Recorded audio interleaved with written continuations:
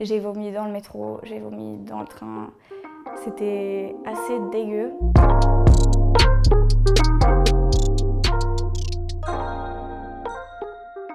J'ai très vite commencé à fumer de la beuh et pendant 6 ans, ça a été les montagnes russes avec ça. Je suis devenue hyper accro super vite. En fait, fumer, ça me déconnectait de mes émotions et ça me faisait sentir d'autres trucs.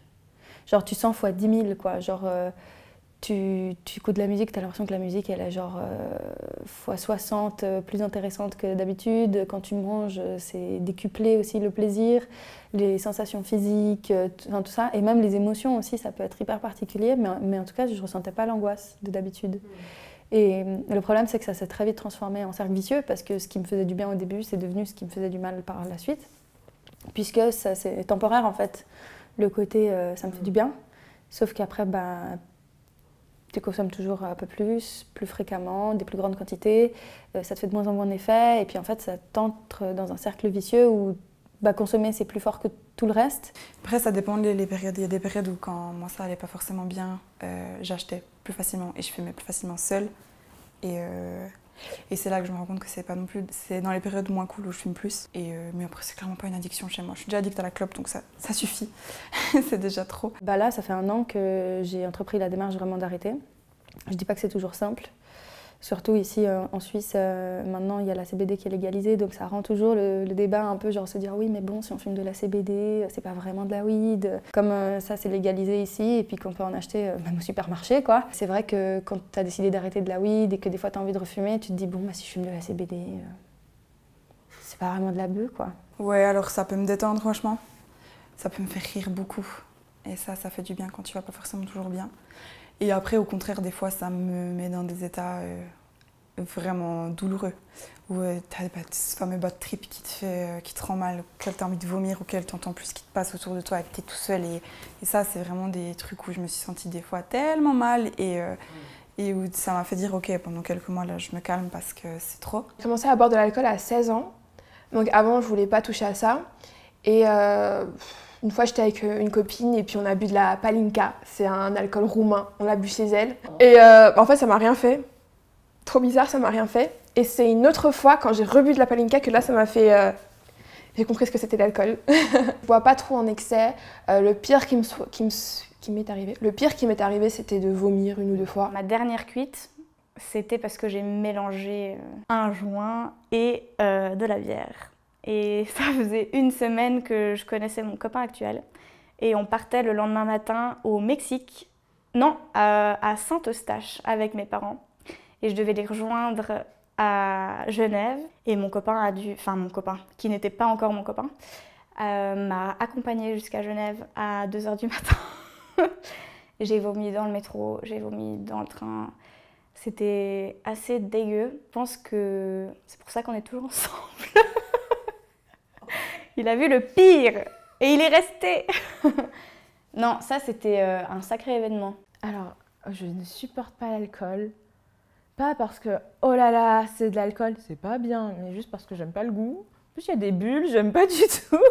Ça fait bizarre dans la gorge. Non, j'aime vraiment pas ça. C'était un nouvel an. Oh, j'étais dans un état pas possible. Et à la fin de la soirée, je rentrais en bus.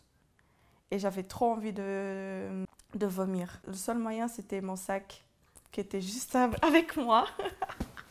Et j'étais à côté d'un mec. Et j'étais là, mais merde, il faut que je vomis. J'ai pris le sac et boah.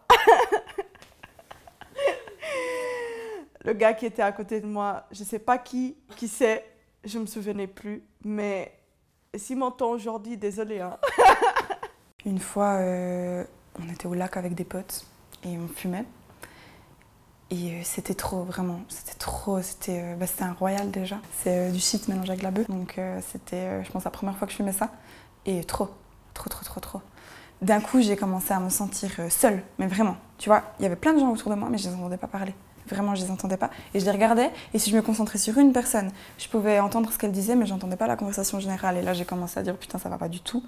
Et à l'intérieur de moi, c'était le bordel. Je m'entendais juste penser moi toute seule. Et en fait, à l'intérieur, j'étais clean. J'étais, ah ouais, mais ça va pas là. Et à l'extérieur, tout était, je voyais trouble, ça allait pas. Et j'étais mal, je pensais qu'à quand est-ce que ça va aller mieux, mais je vais rester comme ça toute ma vie, c'est pas possible. Et il fallait que je marche, dès que je marchais ça allait mieux, dès que je me reposais ça repartait et c'était assez horrible. Je pense que ça fait des bonnes crises d'angoisse. Enfin moi ça me procure ça en tout cas. Où t'as l'impression d'être seule avec toi et t'es tout seul et tu sais pas quoi faire pour sortir de ce truc et t'es là. Puis tu vois que tes potes rigolent autour parce qu'ils voient bien que t'es pas bien. Alors t'es pas bien, bah, qu'est-ce que t'as trop fumé? Puis toi t'es là, non. Puis t'essayes de rire pour montrer mais au final tu ris à des moments où c'est pas du tout opportun et du coup tu ris pour de la connerie, les gens te regardent, pourquoi t'as rigolé là, ça va te paraître un truc drôle.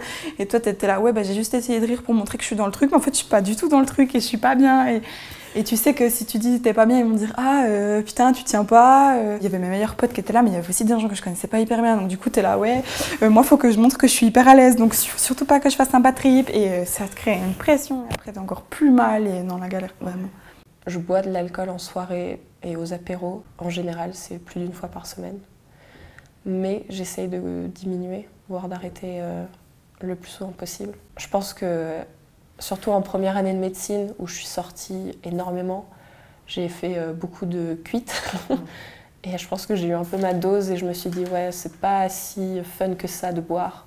Quand t'arrives plus à contrôler ce que tu dis, ce que tu fais, avoir des blackouts et des choses comme ça. C'était peu avant le Nouvel An, donc j'ai même pas pu profiter du Nouvel An après.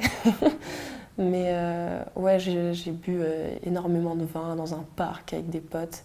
Après, on est allé dans un bar, on a bu encore des cocktails et des shots. Et puis, j'ai eu un blackout. Et je sais que le lendemain, enfin déjà, je me suis réveillée, j'étais surprise d'être dans mon lit.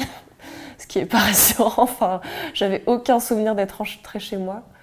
Et après, je retrouve des conversations que j'avais, des messages vocaux que j'avais envoyés à des potes. Et je me dis, mais mon Dieu, mais plus jamais et tout. Enfin, vraiment. Puis c'est flippant, en fait, de se dire, blackout, je suis rentrée chez moi à pied toute seule. Il aurait pu m'arriver des choses. Les quelques fois où j'ai dragué, j'étais plus en soirée. Et du coup, je pense que tu as toute cette inhibition qui se barre quand tu as 1 ou 2 verres dans le nez. La dernière grosse cuite que j'ai prise, là, c'était l'anniversaire d'une amie, où je connaissais que elle, en fait. Je connaissais pas du tout aucun de ses potes qui étaient invités. J'ai commencé à descendre les bières pour me mettre à l'aise. On a commencé à boire à 16h, je crois. Et on a fini, je sais plus à quelle heure, parce que j'ai un blackout. Ouais. Mais j'ai fini par siroter de l'eau de vie comme si c'était du vin, donc droit en bas. Et je me souviens plus après. Et donc celle-là, je la regrette un peu. Je crois que je regrette toutes les cuites où j'ai fini en vomissant. Parce que c'est clairement la limite, maintenant je la connais et je la dépasserai plus jamais.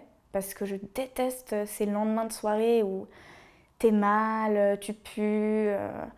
Tu te souviens plus de la veille suivant comment et au final tu vas perdre ta journée à cause de quoi? De 2-3 verres de trop la veille. J'aime bien juste faire la fiesta, me mettre un peu la tête à l'envers et puis voilà. Sauf que j'ai appris à connaître les moments où ça pouvait partir en cacahuète et les moments où c'était mieux du coup de ne pas le faire.